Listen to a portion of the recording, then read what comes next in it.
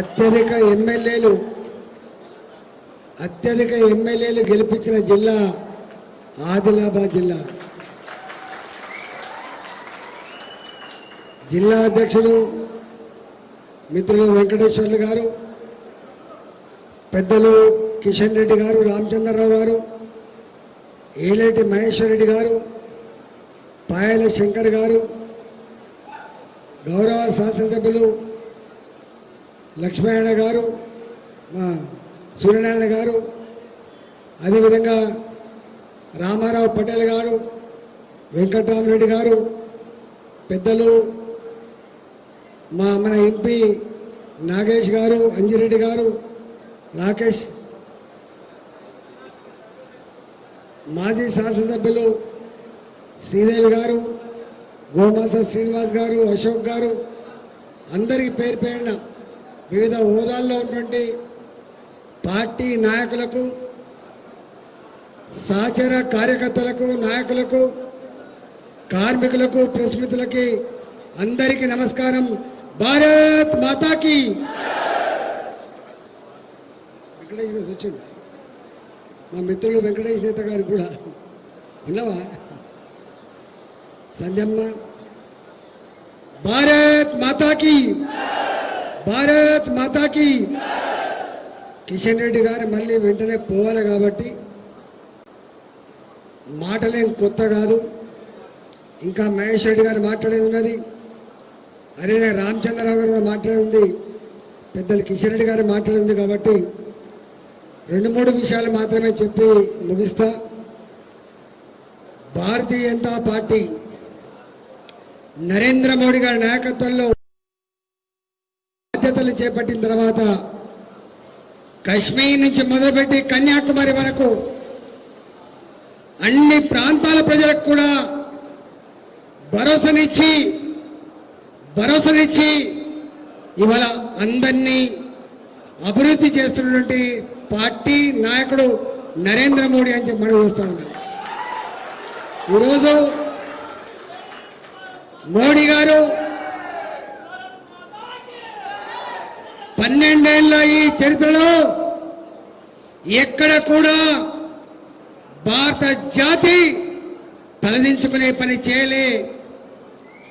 మన్మోహన్ సింగ్ నాయకత్వంలో కావచ్చు, అంతకుముందు పివి నరసింహరావు కాలంలో కావచ్చు, కాంగ్రెస్ పార్టీ ప్రధానమంత్రుల కాలంలో Bofors scam, coal scam, 2G scam, ఆ ప్రభుత్వంలో ఉన్న సొంత మంత్రులే జైళ్లలో ఉన్న చరిత్ర గతాంది.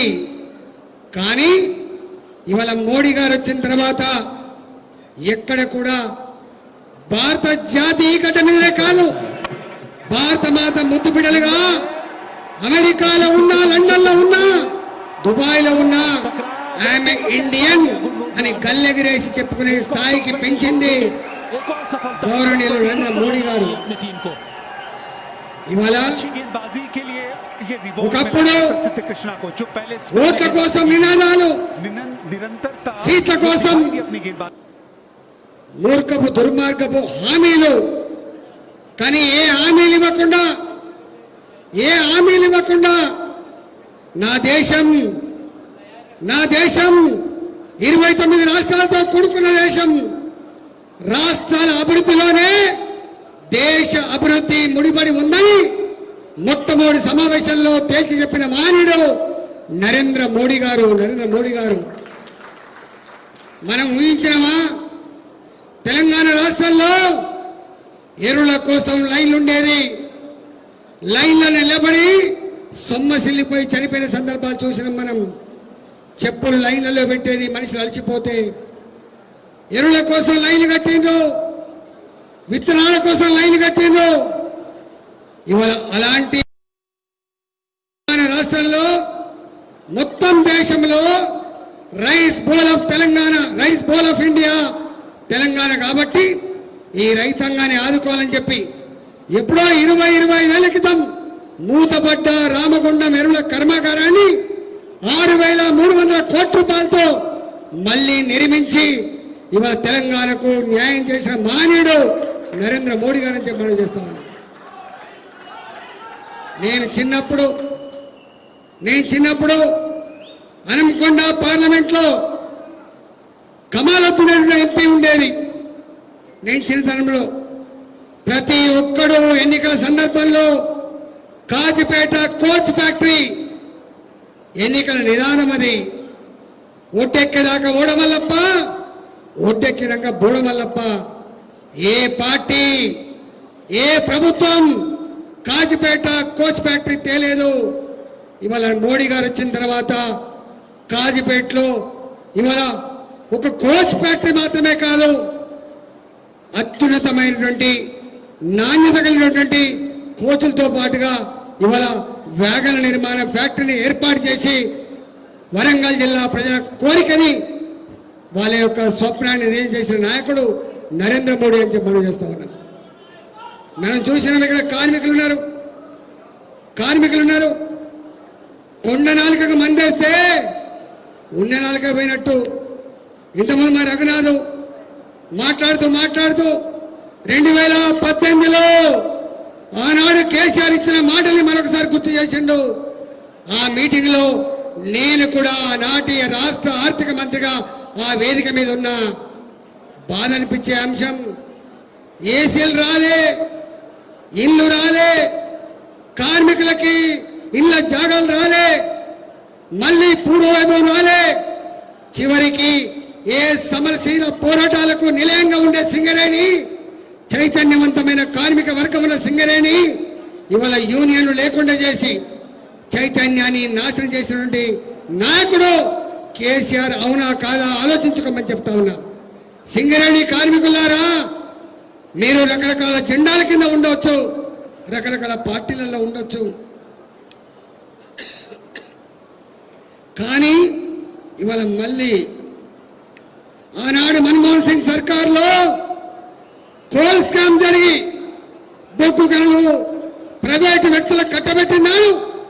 దీంట్లో అన్యాయం జరిగింది, అక్రమాలు జరిగిందని చెప్పి బాజాప్తా సుప్రీంకోర్టు మందలిచ్చినాడు. మోడీ గారు దీనికి ఒక గొప్ప పద్ధతి ఉండాలని చెప్పి ఇవాళ ఆక్షన్ పద్ధతి పెట్టిండు. ఆక్షన్ పద్ధతి మాత్రమే కాదు, ఇవాళ సింగరేణి కావచ్చు, ఇవాళ జెన్కో స్టేషన్లు కావచ్చు, ఆనాడు ఆప్షన్ ఇచ్చింది. మీకు ఏమైనా కావాలంటే మీరు కోరుకోండి, మేము ఇస్తామని చెప్పిండ్రు. కానీ ఆనాడు కేసీఆర్ నాయకత్వంలో సింగరేణి సంస్థని ఆక్షన్లో పాల్గొనకుండా, కోల్ మైన్స్ కోరకుండా అన్యాయం చేసింది కేసీఆర్ అని చెప్పి మనం చేస్తూ ఉన్నాం. ఇవాళ చామనపల్లి కావచ్చు, ఇవాళ ఇప్పుడే మనం మళ్ళీ మనకు అంకితం చేసినటువంటి మైన్ నెంబర్ 2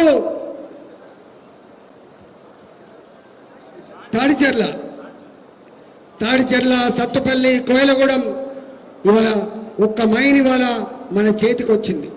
కారణం సింగరేణి మళ్ళీ తన పూర్వ వైభవాన్ని సంతరింపజేసుకోవాలి. Make in India, made in India Modi గారి స్లోగన్ మాత్రమే కాదు, దాన్ని ఆచరించి చూపిన మహానాయకుడు మోడీ గారు. కాబట్టి మళ్ళీ తెలంగాణలో ఉత్తర తెలంగాణ ప్రజానికానికి ప్రాణ ప్రధాని వాళ్ళని అక్కడ తెచ్చుకొని అన్నం పెట్టగలిగే తల్లి సింగరేణి. కాబట్టి సింగరేణి కార్మిక వర్గాన్ని అల్లుకొని లక్షలాది మంది ఈ ప్రాంతంలో రకరకాల పద్ధతుల్లో జీవించేవాళ్ళు. కాబట్టి వాళ్ళందరినీ ఆదుకోవాలంటే మళ్ళీ కిషన్ రెడ్డి గారి నాయకత్వంలో నాకు తెలుసు కిషన్ రెడ్డి గారు ఈ కోల్ మైన్స్ లో ఆనాడు బీజేపీ భారతీయ జనతా పార్టీ నాయకుడుగా, నేను అప్పుడు టీఆర్ఎస్ పార్టీలో ఒక్కడే ఉన్నా ఆనాడు పెద్దగా బిఎంఎస్ లాంటి సంస్థలు లేకపోయినప్పటికీ కూడా కార్మిక వర్గానికి అండగా ఉండాలి, ప్రతిపక్ష నాయకుడిగా సమస్యలు ప్రస్తావించాలని చెప్పి ప్రతి మైన్ని అనేక రోజుల పాటు తిరిగి సమస్యలు ఏంటో అర్థం చేసుకున్న నాయకుడుగా ఇవాళ ఆ సమస్యలు తెలుసుకున్న నాయకుడు ఇవాళ చేసే స్థాయిలో ఉన్నాడు. కాబట్టి భారతదేశంలో కోల్ మైన్స్ మినిస్టర్గా ఉన్నాడు. కాబట్టి ఆ రుణం తీర్చుకోవాలని చెప్పి మన తాడిచెర్ల ఓపెన్ కాస్ట్ మైన్ని సింగరేణి సంస్థకు అప్పగించి ఇవాళ తెలంగాణ ప్రాంతానికి న్యాయం చేసిన నాయకుడు ఇవాళ కిషన్ రెడ్డి గారు అని చెప్పి మనం చేస్తున్నాం. కిషన్ రెడ్డి గారికి ఇవాళ మనందరి చాలా మందికి తెలియదు. కేవలం సింగరేణి అంటే తెలంగాణ రాష్ట్ర ప్రభుత్వం అనుకుంటారు. 51% రాష్ట్ర ప్రభుత్వ వాటా, 49% కేంద్ర ప్రభుత్వ వాటా. కానీ కేంద్రం ఎప్పుడు కూడా కాళ్ళల్లో కట్టబెట్టే ప్రయత్నం చేయలేదు. సింగరేణి బాగుండాలని చెప్పి కోరుకున్న తప్ప రాష్ట్ర ప్రభుత్వం మాత్రమే రకరకాల పద్ధతుల్లో తీసుకున్న బొగ్గుకు జెన్కో డబ్బులు ఇవ్వదు, తీసుకున్న కరెంటుకు రాష్ట్ర ప్రభుత్వం డబ్బులు ఇవ్వదు, తీసుకున్న కోల్కి పక్క రాష్ట్రం కూడా డబ్బులు ఇవ్వదు. నేను చూసిన సింగరేణి వేల కోట్ల రూపాయల బ్యాంకు డిపాజిట్లతో కలకలలాడిన రిచెస్ట్ సింగరేణి ఇవాళ జీతాలు ఇవ్వాలంటే కూడా బ్యాంకులలో కుదపెట్టి అప్పు తెచ్చి జీతాలు ఇచ్చే పరిస్థితి దిగజార్చినటువంటి పార్టీ ఇవాళ కేసీఆర్ కాదా? అవునా కాదా? ఒకసారి ఆలోచన చేయండి. ఆ వారసత్వాన్ని కొనసాగిస్తున్న ప్రభుత్వం కాంగ్రెస్ ప్రభుత్వం కాదా? అవునా? ఆలోచించమని చెప్పి కోరుతా ఉన్నా. నేను సంబరపడ్డ ఒక సందర్భం ఉంది. ఇంతకుముందు కిషన్ రెడ్డి గారికి ఒక దరఖాస్తు చేయడానికి వచ్చింది. వాళ్ళు వేసుకున్న జెండా ఎర్ర జెండా. ఆ కార్మికులు దరఖాస్తు ఇచ్చు అన్న మాట ఏంటంటే కిషన్ రెడ్డి గారు వచ్చే ఎన్నికల్లో తెలంగాణ గడ్డ మీద వికసించే పువ్వు కమలం పువ్వు ఎగిరే జెండా కాషాయ జెండా అని చెప్పి నేనలే. ఆ ఎర్ర జెండా వేసుకున్న కార్మికుడు కిషన్ రెడ్డి గారికి దరఖాస్తు అన్నమాట. తెలంగాణ యావత్ ప్రజానికల్లో ఒక్కటే ఉంది. అప్పుల ఊపిలో కూరుకుపోయిన తెలంగాణ మళ్ళీ బాగుపడాలంటే, భారతదేశ చిత్రపటం మీద తెలంగాణ తన గొప్పదనాన్ని ఆవిష్కరించబడాలంటే ఇక్కడ గెలవాల్సింది భారతీయ జనతా పార్టీ మాత్రమే. కుటుంబ పాలన కాదు కావాల్సింది, దోపిడీ పాలన కాదు కావాల్సింది. ఇక్కడ మళ్ళీ కావాల్సింది నరేంద్ర మోడీ గారి నాయకత్వంలో దేశం ఎట్లయితే ముందుకు పోతా ఉందో తెలంగాణలో కూడా దోపిడీ లేని దుర్మార్గాలు లేని ప్రజాస్వామికమైనటువంటి ఒక గొప్ప తెలంగాణ నిర్మాణం కావాలంటే కమలం వికసించవలసిందే, కాషాయ జెండా ఎగరవలసిందే, భారతీయ జనతా పార్టీ గెలవాల్సిందని చెప్పి ప్రతి మనిషి అనుకుంటున్న తెలంగాణ గడ్డ మీద. కాబట్టి తప్పకుండా ప్రజల యాస్పిరేషన్స్ అనుగుణంగా, ప్రజల యొక్క కోరికకు అనుగుణంగా పార్టీ తప్పకుండా ప్రయత్నం చేస్తుంది.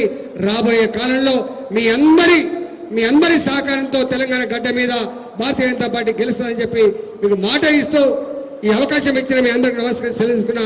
భారత్ మాతాకి